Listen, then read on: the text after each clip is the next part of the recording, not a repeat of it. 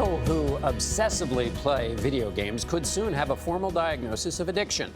The World Health Organization plans to classify gaming disorder as a mental health condition in the newest edition of its disease classification manual. Jamie Yuccas shows how critics are concerned that the move to help gamers could be premature. As a child, I think what really attracted me to games was that being born with a disability. When I played games, people weren't able to judge me by how I looked, but rather by how I was in the game. For the last 5 weeks, Kevin Riley has been undergoing an intensive inpatient treatment program for his video game habit. I would definitely say it was definitely an addiction for me. I'd get home from work, I'd probably put in at least 6 hours a night, sometimes upwards of 12 hours. The World Health Organization is considering formally recognizing gaming addiction as a mental health condition.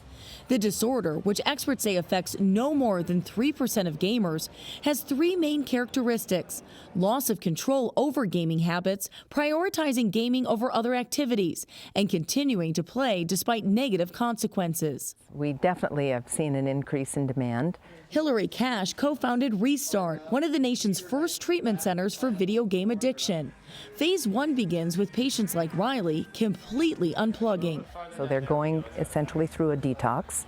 They also are receiving counseling and, in general, getting physically fit, eating healthy, catching up on sleep. But a division of the American Psychological Association says it's concerned that the current research base is not sufficient to label gaming addiction as a disorder, which may be more a product of moral panic than good science, a position supported by the video game industry. Still, advocates are hoping the World Health Organization's recognition will prompt U.S. insurance companies to cover treatment, which at Restart can cost upwards of $60,000. It's important because now it will be taken seriously as a legitimate disorder.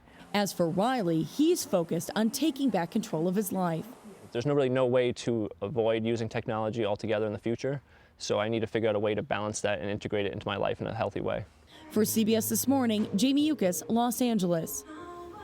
I tell you what, this is starting a conversation in every household who has children who play games about the amount of time they're spending in front of that game. That's right. And a conversation about the psychological effects of technology, which is long, long overdue. That's true. It is a powerful, powerful pull, and especially now that there are communities and you have people with whom you interact. So the pull is not just things moving on a screen, but it's actual humans you're connecting Like with Fortnite, like with your friends are saying, hey, I'm on, get on with me, let's play together. Sure. Yeah, exactly.